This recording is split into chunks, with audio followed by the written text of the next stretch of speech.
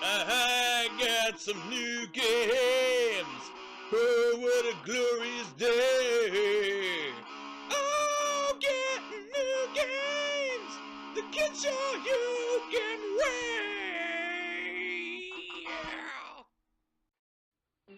ファミリーコンピュータの楽しいカセット情報。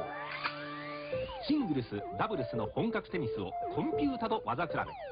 5段階のランクが楽しめます。ピンボール、迫力のフリッパー、スロットマシンのスリル、ポーカーゲームの興奮、ビンゴの面白さの全てを結集したピンボールの決定版。さらにゴルフ、光線銃など面白カセットどんどん登場。Hey everybody, welcome back. Jim here with another bunch of pickups, and recently I actually haven't really been looking for games at all. It's just, I guess by chance, I would just be like in the area where there were some games, maybe a book off, or going to Akiba once or twice, really to buy games for other people. And sometimes I just come across things that I can't pass up, so that's essentially what all of these pickups are. In this video, games I saw that for one reason or another, I was just like, okay, I guess I should have that in my collection. First up with this stack here, I got 3 Famicom games recently, all at the same book off, and mostly because they were really cheap and in really good condition. The first game is Tag Team Pro Wrestling by Namco, and this is obviously a very early pro wrestling game. As the title implies, you must play by tag team rules. And this is essentially a game you play with one button, but I'm something of a wrestling fan, and I do like wrestling games, both old and new. And again, like I said, this box is in excellent condition. It's complete with like the manual, and business reply I think is still in there, and the card is in really good condition. So for a game that was published in 1986, yeah, really outstanding. And I like just looking at some of these characters and kind of seeing like which wrestlers they drew their inspiration from. Basically, if you play any wrestling game from like the mid and late 80s, there's always going to be like some Road Warriors, Legion of Doom type guys in there. So Tag Team Pro Wrestling, very cool. This one, really early Konami title, Yi Kung Fu. And again, just in absolutely outstanding condition, very minty box. And this game, I don't really see the copyright date on the box, but I'm pretty sure this is like an 85 release, something to that effect. So again, for a game that's over 30 years old, really great condition. And the game itself is pretty fun too, kind of like a precursor to 2D fighting games, I guess, that would follow later. You got your little Kung Fu guy, and you fight the other Kung Fu guys like in succession, and they have different abilities. Some of them have like weapons, or they jump around, all kinds of stuff. So yeah, I guess it's fair to say Konami had this predecessor to the 2D fighting genre. Before Street Fighter, there was Yi Kung Fu. That's pretty cool. Next up, a game I had not heard of until I saw it in that book off. Actually, it's by Namco. It is called Metro Cross, and when I picked it up and looked at it and had a look at the back, it looks like you're a guy jumping over Coke cans, and that is essentially what this game is. You run to the right and you jump over obstacles as they come towards you. Yes, for the most part, giant soda cans. They have the same color scheme as Coke. So I'd never heard of this game, but I wanted to give it a shot just based on what looked like a weird premise. And it is pretty fun, and I do like getting the Namco Famicom games that were released in the clamshell cases. Clamshell is the way to go. These things basically last forever. And again, a game that's 1985, so this game is older than I am, and it looks great. It looks better than I do. Older than me, but looks better than me. So there you go, Metro Cross. I ended up getting a couple of GameCube games, again at that exact same book off, which is just down the street from me over here. And this first game is Tetris Worlds. Not a whole lot to say about this game. It is essentially just Tetris, but there's lots of like different environments to play Tetris in, which is fine. I don't really need a whole lot of like bells and whistles to my Tetris games. There are other Tetris games that kind of like took the gameplay mechanics and changed them up a little bit that I like Tetrisphere and stuff like that. But when it comes to just like classic Tetris, I'm good with that. And plus this game features like other modes and mini game type things as well. So Tetris World, that is pretty cool. This game I already had on the Dreamcast. Wanted to pick up the GameCube version and see if there were any significant differences. Plus it is a good game anyway. This is Ikaruga by Treasure, which is a top-down shoot-'em-up by them. I think at this point most people are aware of this game. You can change your ship from black and white to either absorb or deflect bullets and have a greater attack strength on enemies. A lot of people swear by this game. They absolutely love it. Personally, I like it. I think it's a good shooter. I'm not as in love with it as a lot of people seem to be. I don't hold it on as high of a mantle as a lot of people do. It is good. I don't think it's great though. I think this and Chaos Field are like the only two shooters I've played on the GameCube, so it doesn't have a lot of competition there. But as far as like Dreamcast shooters go, I actually have a lot of other Dreamcast favorites that I would place above Ikaruga, but still a good game, and the GameCube version is really good as well. And also I believe the GameCube version was released in the US and possibly Europe, so that's a game I would recommend playing if you like shoot-'em-ups.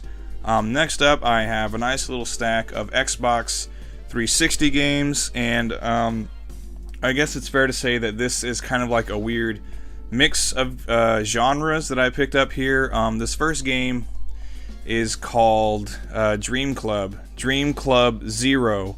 I didn't play this game that much because it is essentially a hostess club simulator. So I guess kind of like in the Yakuza games where you go to the hostess clubs and you kind of like try to charm them. And I guess that's really it. You drink with them and you talk with them. That little like kind of like mini game part of Yakuza, that's this entire game. It is made by D3 Publisher, which I believe is the same company that made stuff like Love Upper and I think like the original Oni-chan-bara, stuff like that. So they kind of made lowbrow stuff. That was kind of their thing.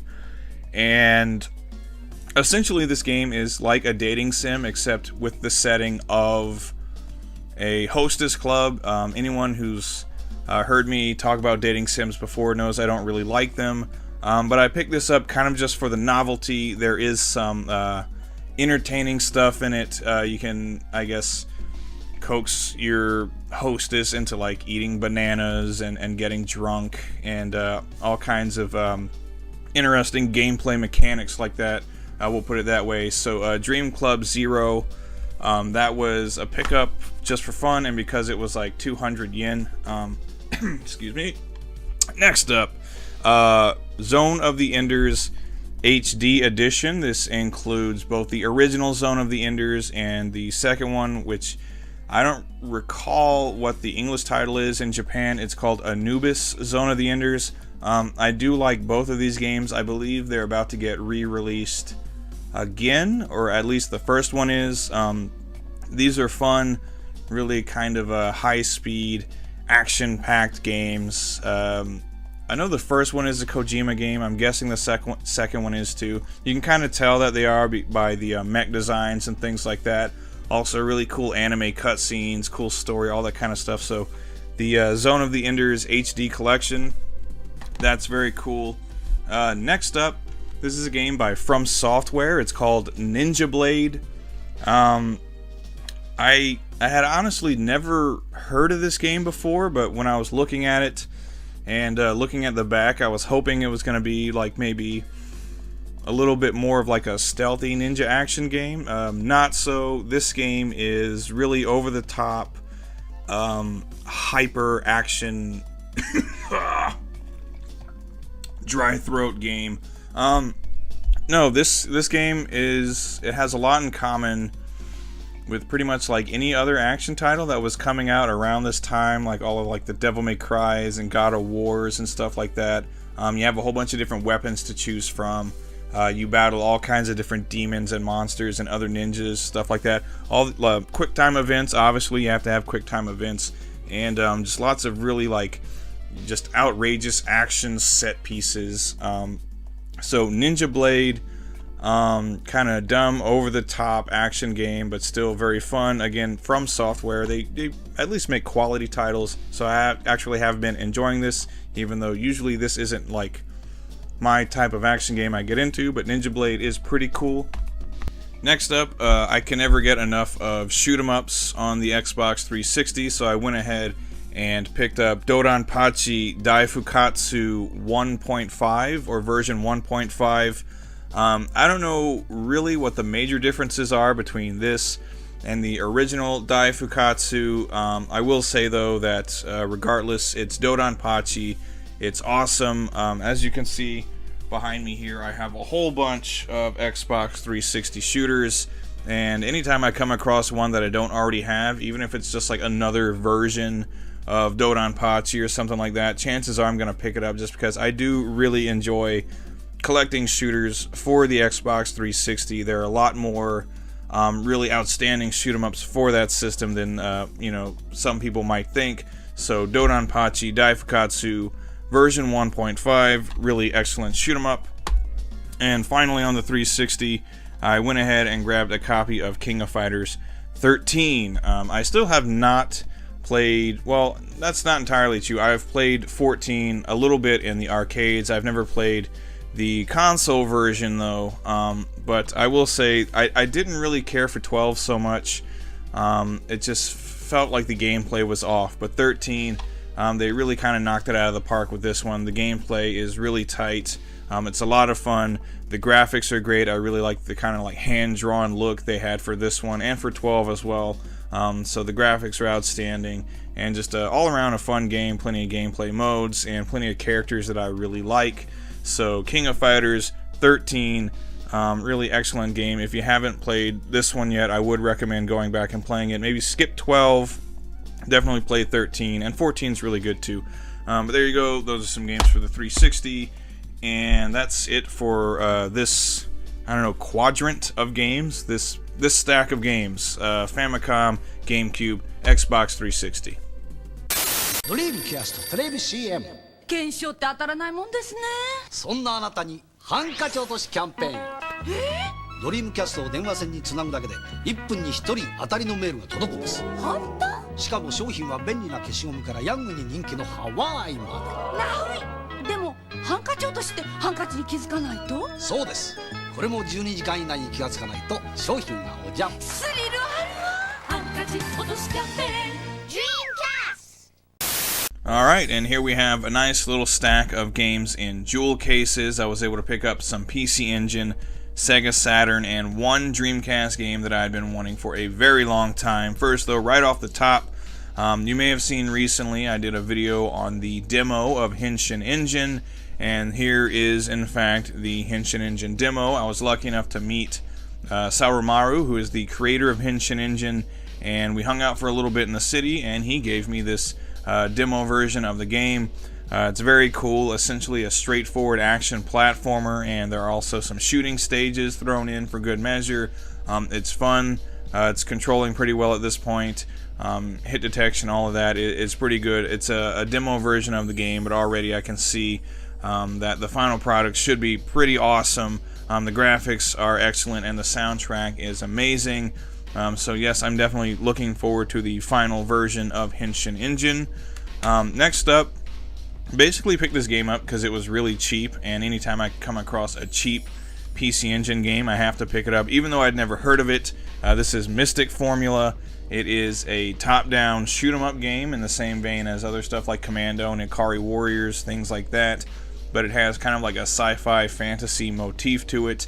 When you're playing it, it's obvious that this was kind of like a budget title for its day, which I guess is why, I think I paid like $10 for it, and it was in Akihabara. So when you find a cheap game in Akihabara, you pretty much have to get it. So it's an enjoyable game. Definitely not a top tier game, but yeah, happy enough with it. Mystic Formula, not bad. Maybe check it out if you're on a budget. This one was also extremely affordable. It's either very common or just nobody wants it. Asuka 120% Burning Fest Maxima.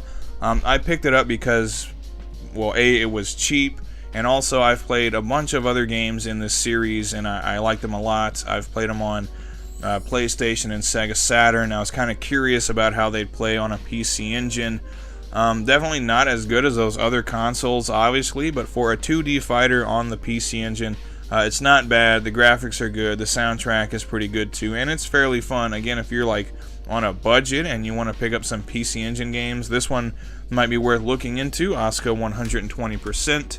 Okay, next up I got 3 Saturn games, and all 3 are games that I've been wanting for quite a long time. And I'll preface this by saying that I did recently come into a little bit of money, so I guess you could say I splurged. But anyway, let's take a look at these games. First up is Guardian Force by Success. This game is awesome. It is a shoot 'em up, but not like a flying through the air shoot 'em up. It's top down, but essentially you have a tank, and your tank can fire in multiple directions. So you have a main gun, and then you have the gun that is on your turret. So you can be firing off in 2 different directions at the same time, and enemies will come from all different sides of the screen. You can get lots of different power-ups for your turret that make it shoot lasers or like a big yo-yo thing, and missiles and all kinds of stuff. It is very fun. It is challenging for sure. There's a lot more to pay attention to than in most shoot 'em ups. The graphics are good. The soundtrack is excellent. This is an all-around great shooter. It's a little bit pricey, but if you can afford it, or if you can find some other way to play it, definitely Guardian Force is just outstanding shooter, again by Success, who made like the Cotton series of games, and I think they also did the Raiden Fighters games, maybe. Anyway, yeah, Guardian Force, excellent shooter. And as good as Guardian Force is, I guess I gotta say I like this game even better. It's another outstanding shooter, another one that set me back a bit, but I could not live without it, I guess. Battle Garega. Battle Garega, a top-down shooter by Rising. Rising just made absolutely amazing shooters back in the day. I love this game. It plays more or less like, I guess, another game that by Rising that plays similarly to this one would be like Batrider. So if you've played Batrider, you've played the fantasy version, I guess, of Battle Garega. Top-down shooter, 4 different ships to choose from, great graphics, awesome sound design, extremely challenging, a lot of fun. Battle Garega is just amazing. Again, Rising did not make bad shooters. And Battle Garega, one of my new favorite shooters in my Saturn collection. It's awesome. This game, a game I've been playing for years and years and years, but never had the Saturn version. Always wanted it. Street Fighter 03, which is Street Fighter Alpha 3. This was not released in the States, I guess mainly because it requires the 4 megabyte RAM expansion cart to really get everything, out of it. It is a big game for a 2D game. So, I mean, just maybe the best version of Street Fighter 03. I guess it's arguable, but it is more or less arcade perfect. So the graphics, the sound, the gameplay is outstanding. I love playing 2D fighters with the 6-button Sega Saturn controller. It's just perfect for fighting games. So Street Fighter 03. A very expensive version of this game, but one I just really wanted to have as a Street Fighter fan and collector. This was one I desperately wanted in my collection. And last, but certainly not least, the only Dreamcast game I've picked up in the past couple of months. This is a game I'd been wanting forever, but the price always made me kind of standoffish about it. When I did finally find it for a price that was at least less than what other people were asking for it, I had to just pull the trigger, and that game is Border Down.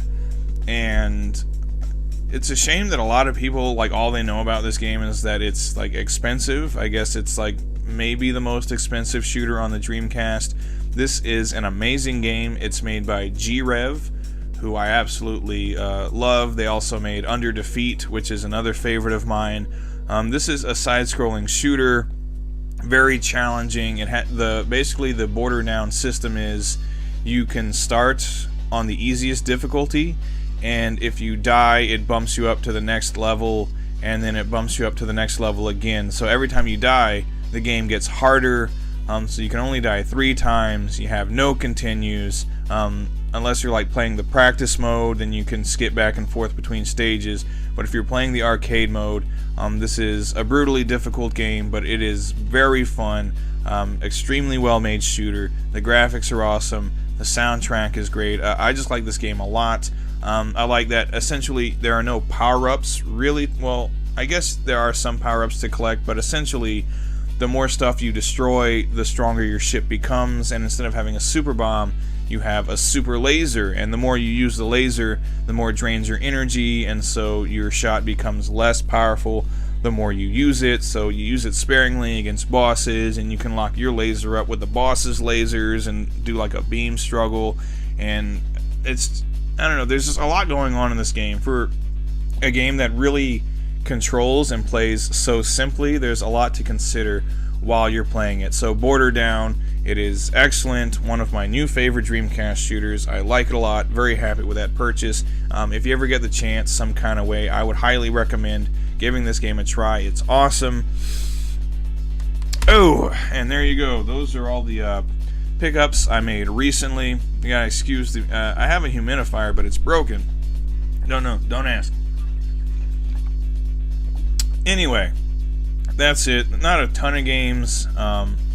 It's not like back in the day when I was like making more money and I would just buy like stacks and stacks of games. If you go back and watch like my old pickups videos, this is like infinite games. Also, I lived much closer to a lot more hard offs, so pretty much every weekend I would do my trip around like 4 different hard offs, and most weekends I would come home with like between 10 and 20 games. Not like that anymore. I don't have all those hard offs around me, and I don't have as much expendable income, and when I do, instead of buying like lots and lots of games, I kind of try to go for those ones like this that I kind of like desperately want.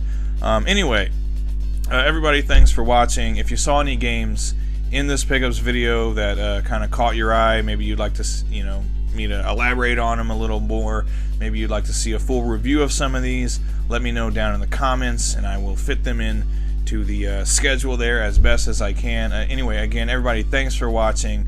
Thanks for subscribing, liking. Recently cleared 6,000 subs, so that was pretty cool, so thank you everybody for that. But again, thanks for watching, subscribing, liking, commenting, all that good stuff. And until next time, take care everybody. Goodbye.